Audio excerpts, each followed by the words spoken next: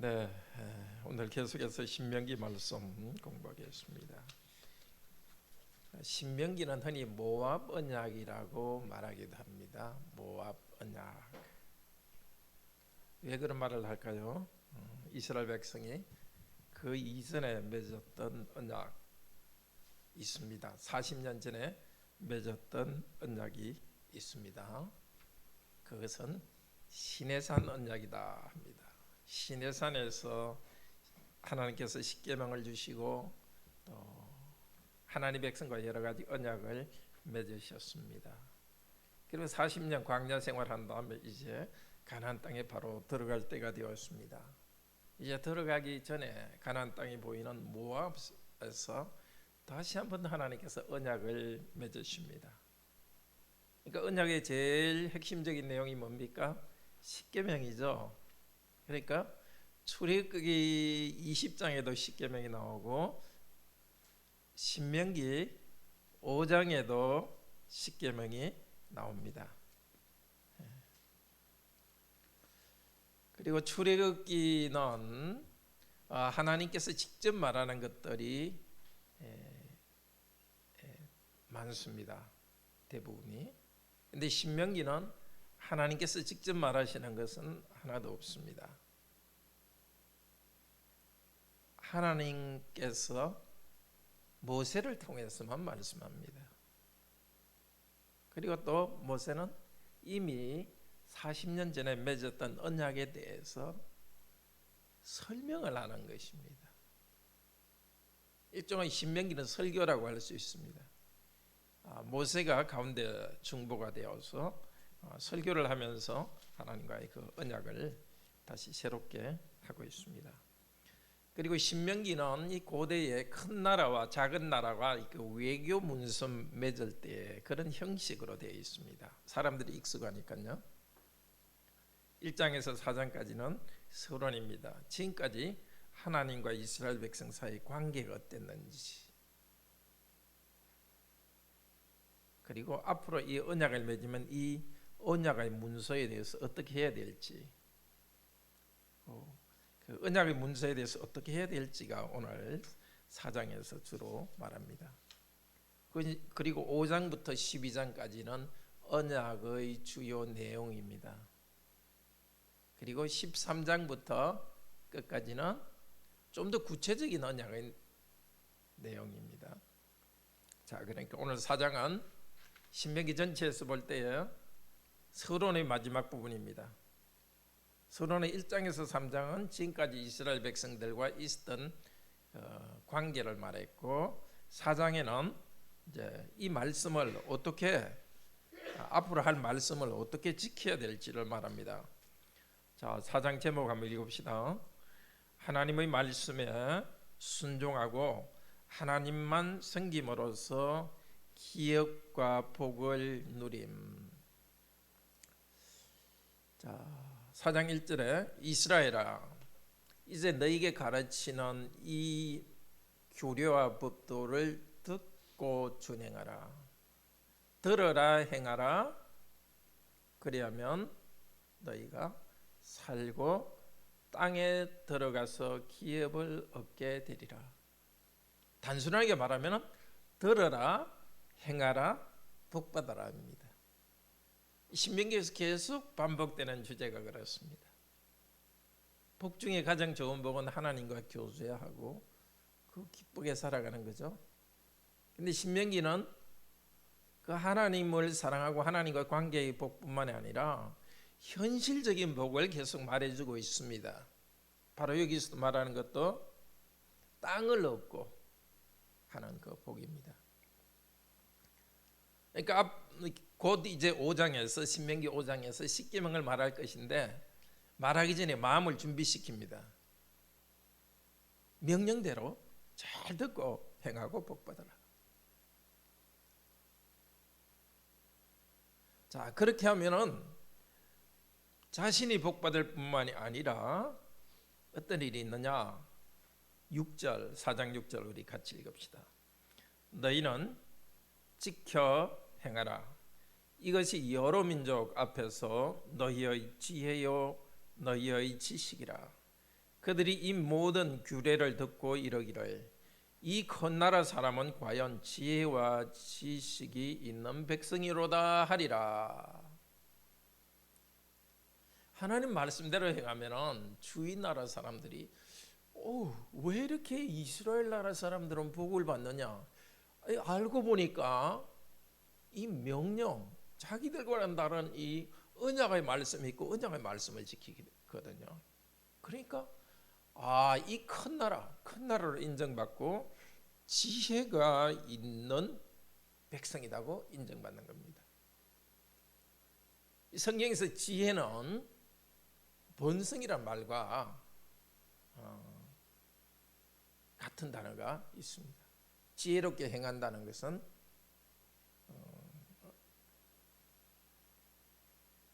번창한다.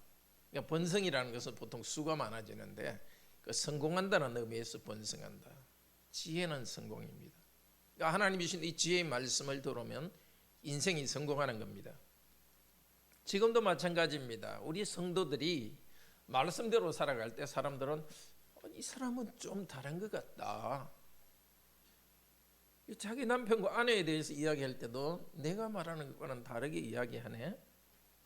자녀에 대해서도 좀 다른 것 같네. 얘들은 부모님에 대해서 다르게 이야기하는 것 같네. 일을 해도 좀 다르게 일하는 것 같네. 헌신되고 지혜롭네. 왜 그럴까? 성경 말씀에 있구나. 말씀을 듣고 행하니까 지혜롭구나. 하나님께 주신 약속입니다. 지금도 우리가 해야 될 것이 바로 하나님 말씀을 잘 듣고 행할 때 우리에게 이런 복이 있습니다. 특별히 이 말씀을 가감하지 말라 2절에 말하고 있습니다. 가감은 더하거나 빼지 말라 이 뜻입니다. 이 똑같은 표현이 어디에 나오느냐 하면은 12장 32절에도 나옵니다. 이것을 가감하지 말라. 그래서 이렇게 좀 앞쪽 부분이 하나로 이렇게 엮여지는 겁니다.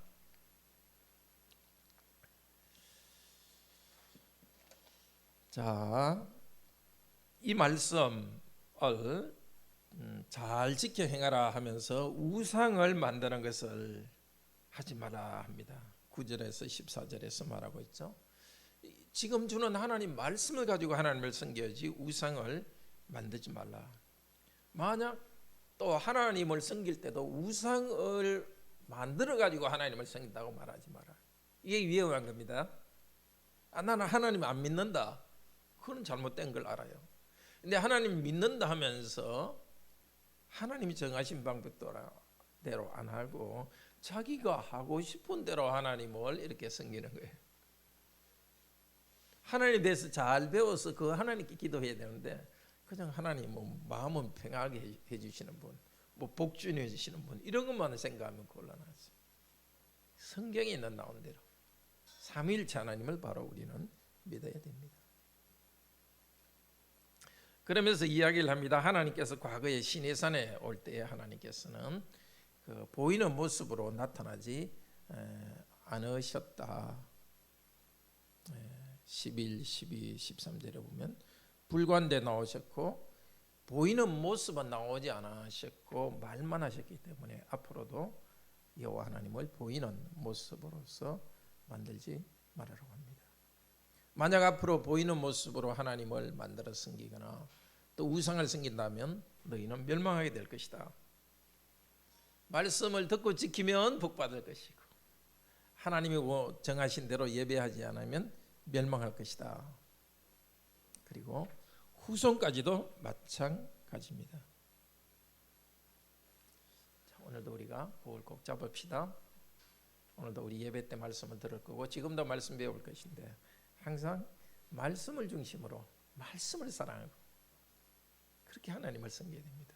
그냥 단순히 종교 감정으로 힘들면 기도하고 하나님 이렇게 했지 그거는 우상을 만들어 섬기는 것과 비슷합니다.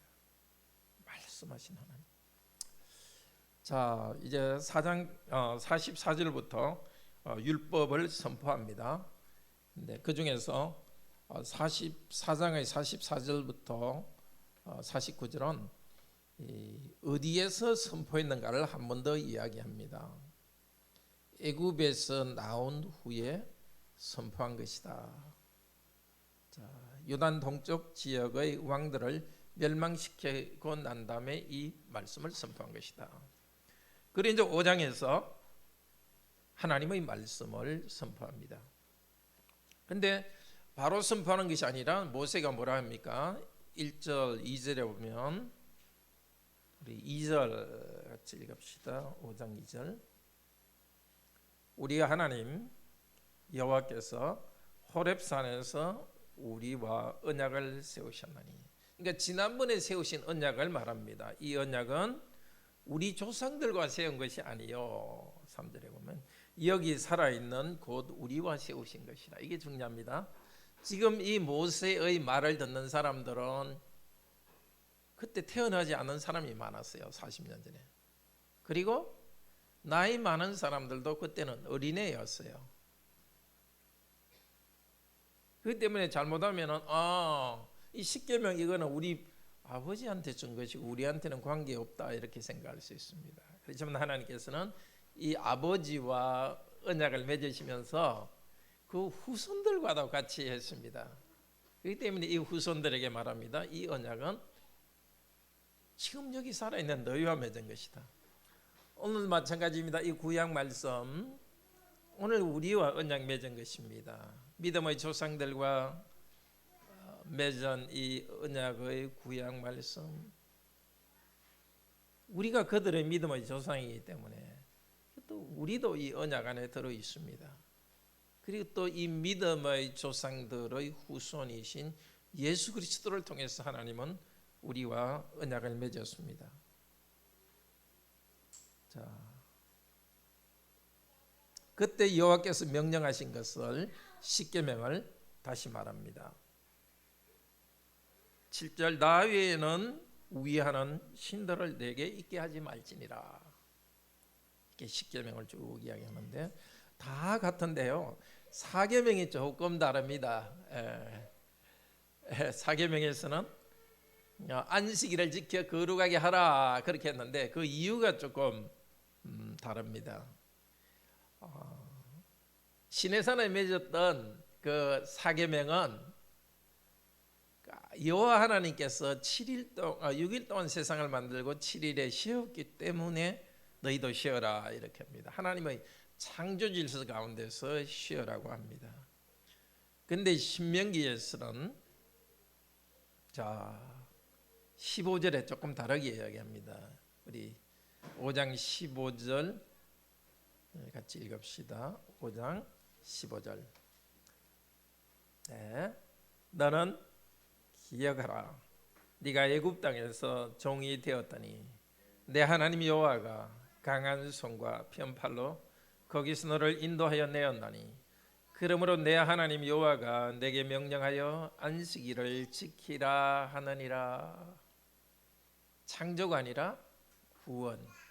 이집트에서 구원하셨기 때문에 구원하신 하나님을 경배하고 감사하면서 안식일을 지킵니다. 지금도 우리가 주일을 지킬 때 마찬가지입니다. 하나님께서 세상을 창조하신 다음에 사람에게 쉬도록 하셨으니까 그리고 쉬면서 경배하도록 하셨기 때문에 더 중요한 이유는 우리들을 죄로부터 구원하셨기 때문에 예수 그리스도께서 우리를 죄로부터 구원하여 안식을 주셨기 때문에 우리는 안식일을 주일을 지킵니다. 6장 제목 같이 읽읍시다. 하나님이 하신 구원의 이야기와 계명을 자녀들에게 잘 가르쳐 복받으라.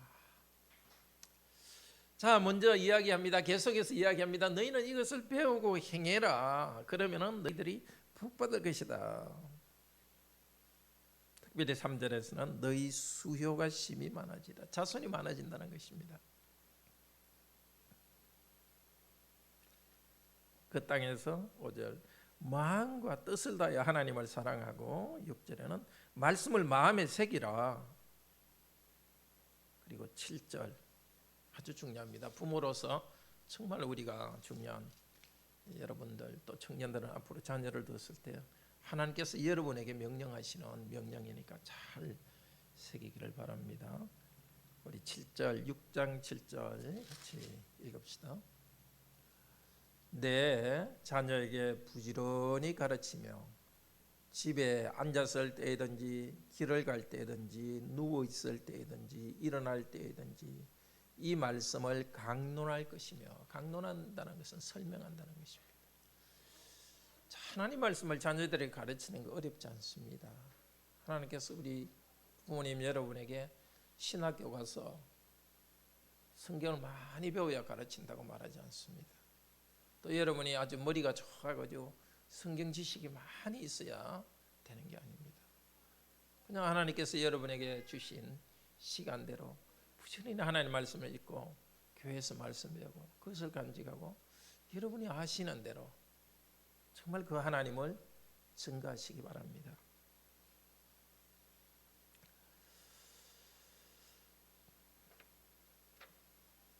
자, 이렇게 이 말씀을 잘 지키라 이야기하시고서 아주 중요한 것을 좀 강조합니다. 우상 숭배를 하지 말라는 걸 강조하면서 13절 같이 읽읍시다. 6장 13절.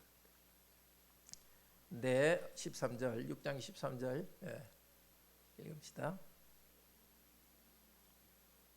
네, 하나님 여호와를 경외하며 그를 섬기며 그의 이름으로 맹세할 것이니라.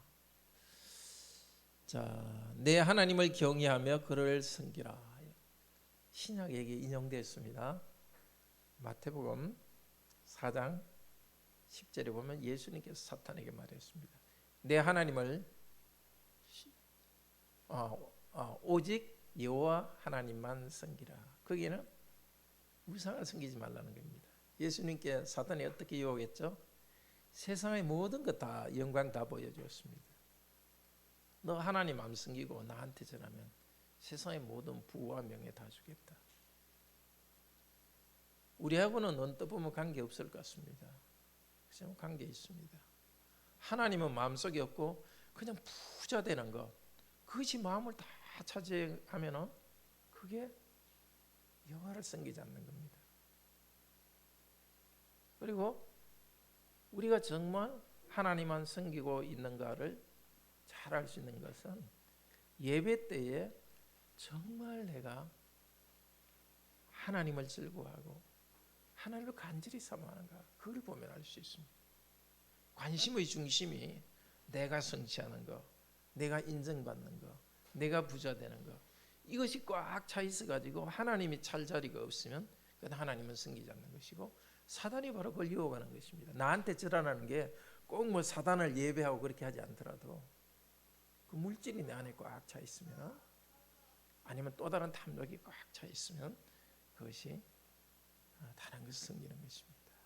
이 십계명을 주신 이유는 그냥 뭐 살인하지 말고 간음하지 말고 또 우상 만들지 말라, 그런 구체적인 것도 있지만 더 핵심적인 것은 오직 하나님만 섬기고 사랑하는 것입니다. 자, 그리고 16절 또 같이 읽읍시다. 너희가 마사에서 시험한과 같이 너희 하나님 여호와를 시험하지 말고. 마사에서 어떻게 시험했습니까?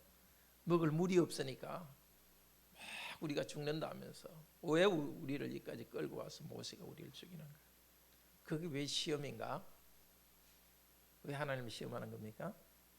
하나님이 능력이 있는데도 마치 능력이 없는 것처럼 생각하니까 시험하는 겁니다.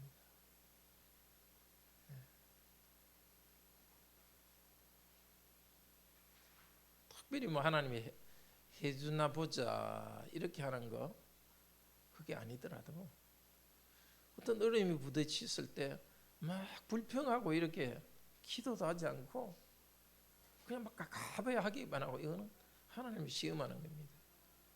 하나님 마치 능력이 없는 것처럼.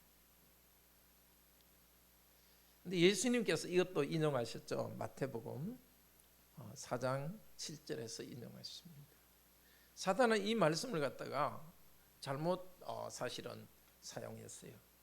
여호와 하나님께서 능력을 가지고 백성을 돕는다는 사실을 사단은 아주 잘못 악용했습니다. 우리 마태복음 4장 7절 한번 봅시다.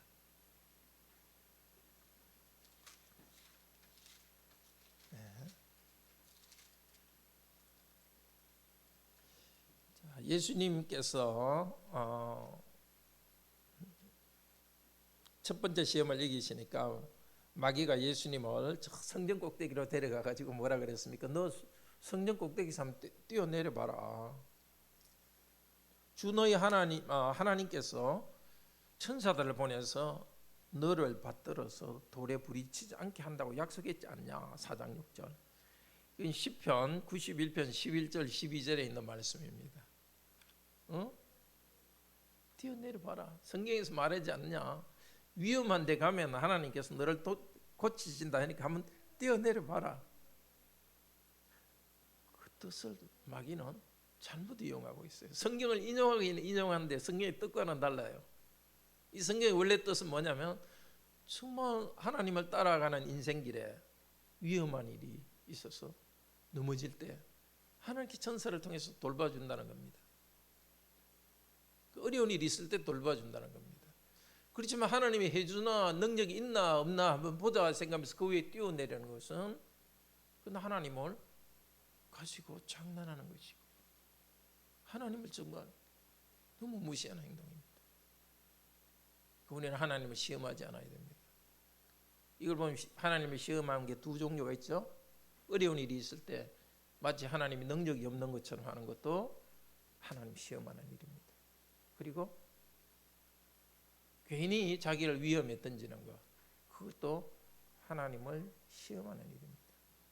사실 우리가 이번에 코로나19 그 문제로 예배를 같이 모여서 예배를 드리지 않고 온라인으로 예배를 드려야 된다, 그 결정하는데 중요한 것이 근거가 된 게 마태복음 4장 6절이었습니다. 6절 7절. 우리가 위험을 막을 책임이 있습니다. 우리 생각으로.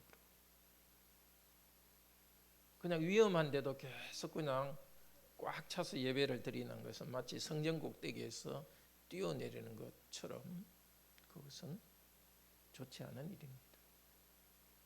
천사를 통해서 우리를 돌봐줄 것이다, 이렇게 하며 위험에 던지는 것은 하나님을 시험하는 일입니다.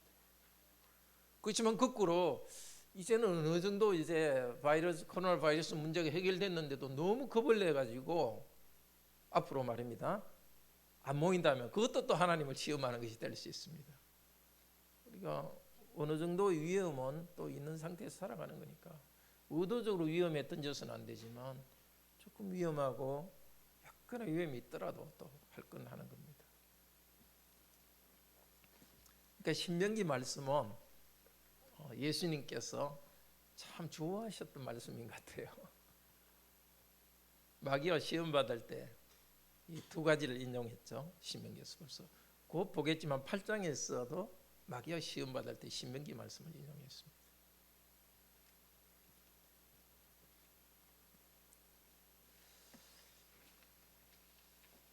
자, 그다음에 7장 제목 읽읍시다. 약속의 땅에서 지켜야 될 하나님의 법, 우상들과 사람들을 다 진멸하면 복 주실 것. 와, 가나안 땅에 들어가면 우상 다 깨뜨리라고 합니다. 불살라야 합니다. 그리고 사람들도 다 죽이라고 합니다. 와, 그거 좀 너무하지 않습니까? 애까지 다 죽이라니까.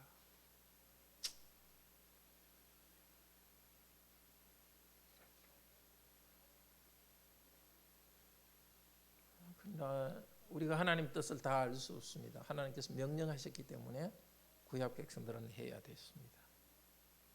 그러나 여러 곳에서 이유는 설명해 주셨습니다. 만약에 우상들을 그대로 두면, 아니 만약에 그 사람들을 남겨두면 우상들은 다 파괴하더라도 그는 우상 숭배에 완전히 물드는 사람이기 때문에 또 우상을 만듭니다. 그러면은 이스라엘 백성이 우상 숭배에 빠져듭니다.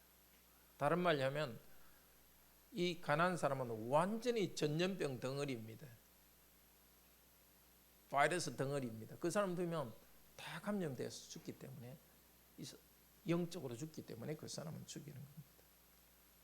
그들은 우상 숭배하고 자기 이익을 얻기 위해 가지고 자기 자녀들을 태워서 신에게 바치고 음행하고 가난한 사람의 재산을 뺏고, 그렇게 해도 바알신은 복 준다고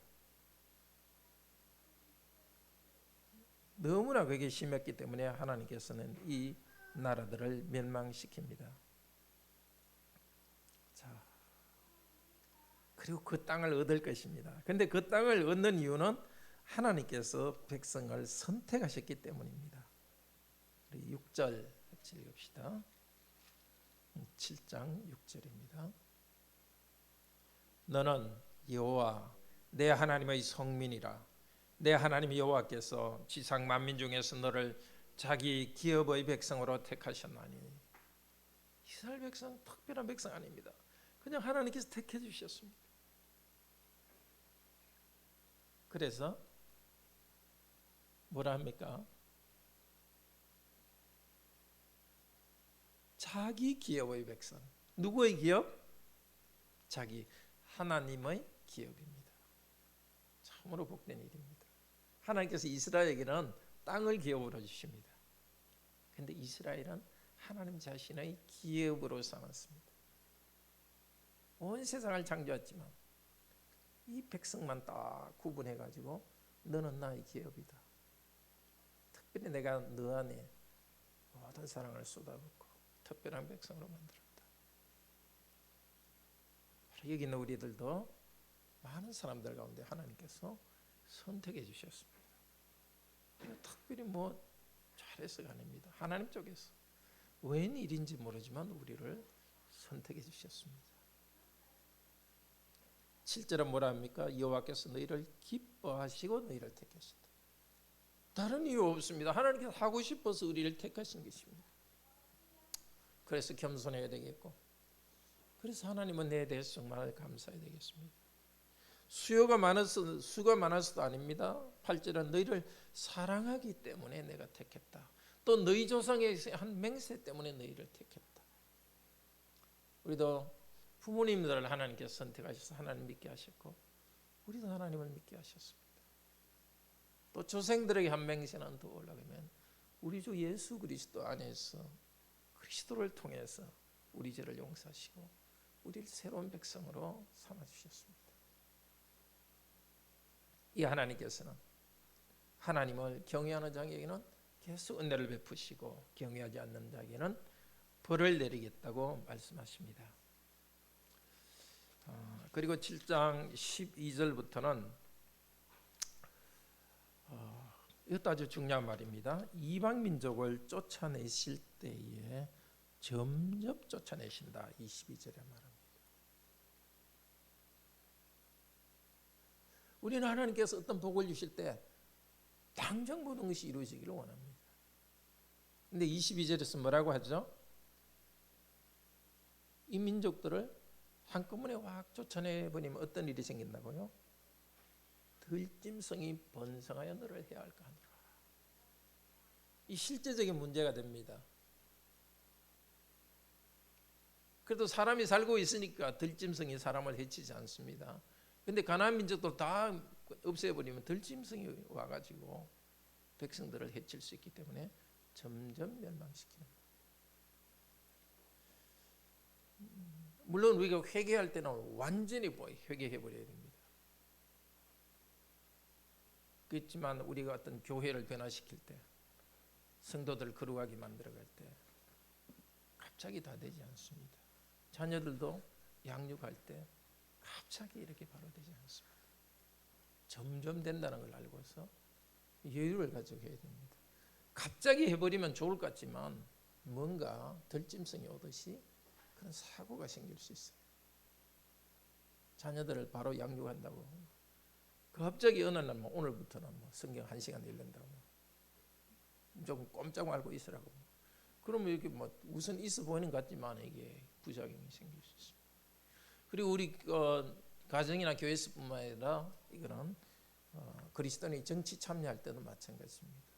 뭔가 혁명적으로 뭘 바꾼다는 것은 그건 하나님이 만드신 창조 질서 옳지 않습니다. 항상 점진적으로 개량해야지. 역사적으로 혁명적으로 한 거 프랑스 혁명 다 독재로 끝나고 공산주의도 독재로 끝났습니다. 항상 잘못된 사람 정당에 대해서도 이렇게 타협하면서 조금씩 변화시켜가는 것이 옳습니다. 물론 이거 정치에 적용하는 것은 상황에 따라 다르기 때문에 어떤 하나님 말씀을 너무 직접적으로 적용할 수 없지만 일반적인 원칙으로서는 우리는 적용할 수 있습니다. 자, 8장은 오늘 우리가 들을 설교 말씀 주제인데요. 8장의 제목이 읽읍시다. 가나안 땅에서의 축복의 약속과 여호와를 잊을 경우 멸망을 예고합니다. 8장 1절에 너희들은 이제 명령을 지켜 행하라. 8장 1절 살고 번성하고 땅을 차지할 것이다. 별로 연결되는 것 같지가 않아요. 여기서 산다는 것은 영적인 삶, 그것보다는 물론 영적인 생명, 하나님과의 관계가 있지만 관계 속에 살아가는 것이 우리 생명의 핵심이지만 여기 살아간다는 것은 먹고 산다는 것입니다. 먹고 살게 되고 그 다음에 번성이 뭐죠? 자녀들이 이렇게 다 건강하게 많이 자라고 재산도 많아진다는 거. 먹고 살고 자녀들이 잘 자라고 많은 자녀들이 또 많이 자라고 또 재산이 많아지면 뭐 해야 되죠? 일을 열심히 해야죠. 회사를 차리고 직장에서 일을 잘해야죠. 그런데 여기서는 뭘 해야 된다고요? 명령을 다 지켜 행하면 된다고 그랬습니다. 물론 하나님께서는 게으른 것을 죄라고 합니다. 성도는 부지런히 일해야 되지만은 하나님께서는 아무리 성도가 부지런히 일하더라도 하나님 명령을 지켜서 행하지 않으면 하나님께서는 경제적인 것 안 풀어주십니다. 불신자들한테는 그냥 멸망할 사람이기 때문에 열심히만 일하면 되게 되도록 합니다. 그러나 신자에게는 그렇게 안 합니다. 하나님 사랑하시기 때문에. 왜냐하면 하나님 명령을 지키지 않으면서 잘 돼버리면 점점 하나님을 떠나가지고 더 큰 불행에 빠지기 때문입니다. 그래서 기억하라고 합니다. 광야 시절 기억하라고 합니다. 너희들 완전히 먹을 것도 없고 마실 물도 없을 때 있지 않았냐. 정말 낮아져 가지고 도대체 어떻게 하겠느냐고 너희가 힘들지 않았냐. 그때 내가 기적으로 너희를 먹였다. 그걸 통해서 재산이 없더라도 경제적으로 힘들더라도 하나님께서 일하신다는 걸 알고 하나님을 의지하도록 하셨습니다. 굶주릴 때도 있고 다시 배불려 먹여주시는 것 하나님이 기적적으로 하셨습니다. 그 이유는 뭐라고요?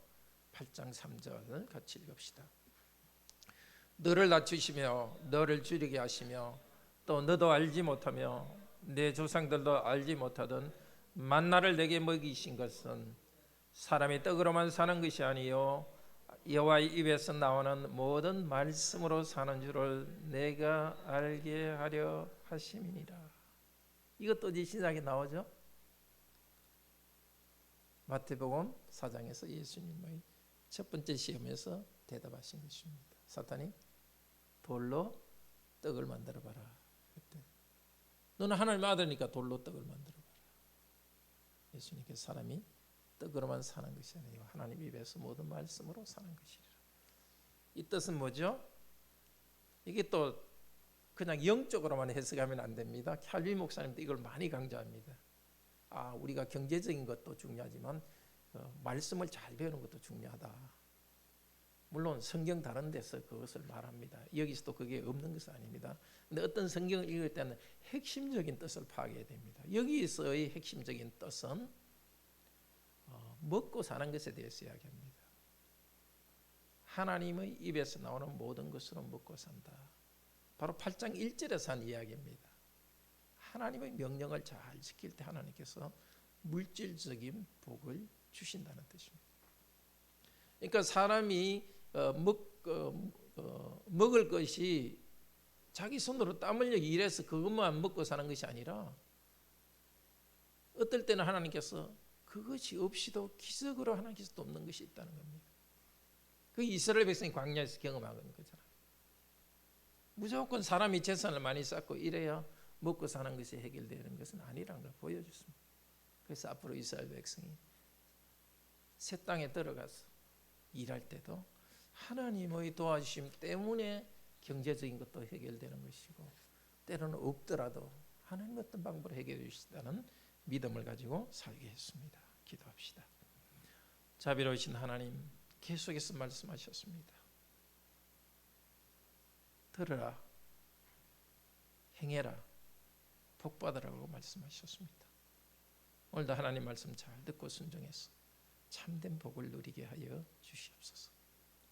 그러나 하나님 말씀을 듣지 않고 하나님 순종하지 않고 우상숭이며